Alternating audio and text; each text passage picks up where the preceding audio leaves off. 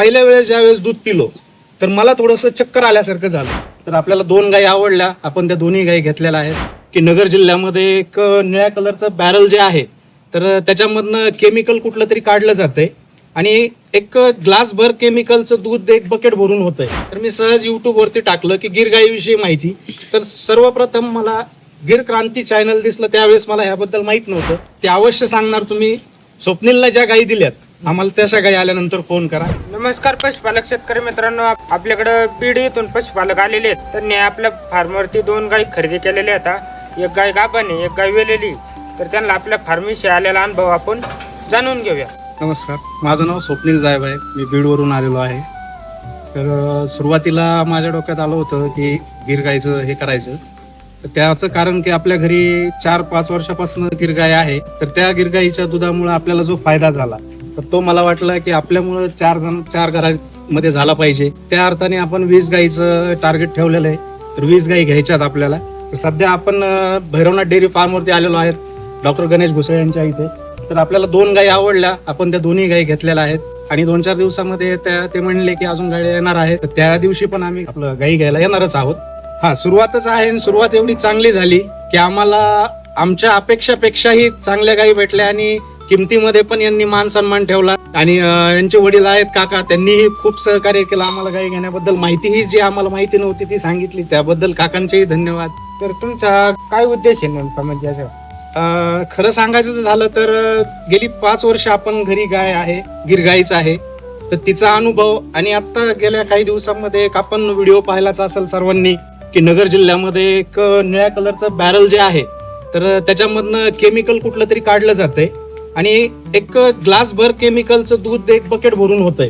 तर माझ्या डोक्यात आलं की आपल्या घरात जशी लहान लेकरं आहेत तसं हे दूध जर एखाद्या घरच्या लहान लेकरांच्या मुखात जर गेलं तर त्याचं काय होईल. तर माझ्याच्यानी काय सगळ्या जगाला दूध पुरवणं होणार नाही, पण माझा सध्या कॅपॅसिटी 20 गायीचा आहे आणि त्या 20 गायीपासून जे दूध भेटणार आहे तर माझी इच्छा आहे की ते मी घराघरापर्यंत भेसळयुक्त आणि देशी गाईचं दूध आणि त्यातली त्यात गिर गाईच्या दुधाचं महत्व सगळ्यांनाच माहिती आहे. माझा पर्पज एवढाच आहे की आपल्याकडून कोणाच्या तरी घरी गावरान आणि देशी गाईचं दूध जावं, हा एवढाच माझा एक प्रयत्न आहे. देशी गायच्या दुधासाठी तुम्ही गिर गायच का निवड? कारण की जर समजा तुम्ही सहज जरी युट्यूबला विचारलं, आता सध्या युट्यूबचा जमाना आहे, गुगलचा जमाना आहे, तुम्ही विचारणारा महत्वाचा आहे की त्याला काय पाहिजे. तर तुम्हाला गुगलवरनं समजेल, युट्यूबवरनं समजेल की गिर गाईच्या दुधापासनं काय फायदे आहेत, तोटा तर काहीच नाही.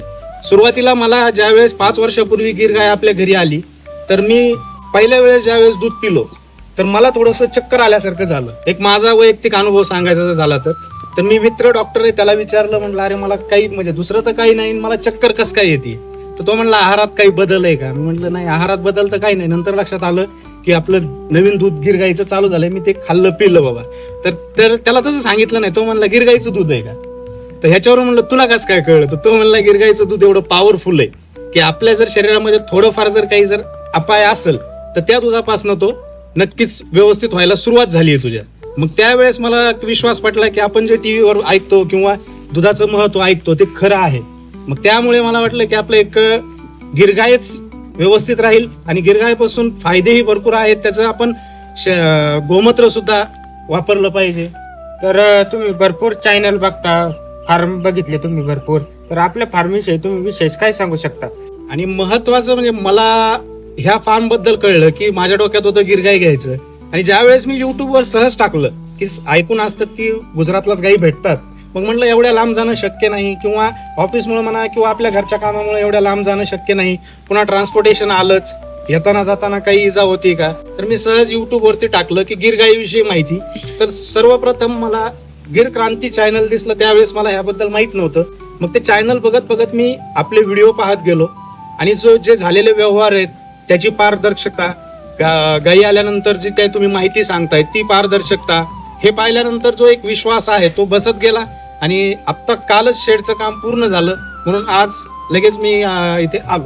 तर बीड भागातल्या तुम्ही काय सांगू शकता आमच्या फार्मविषयी?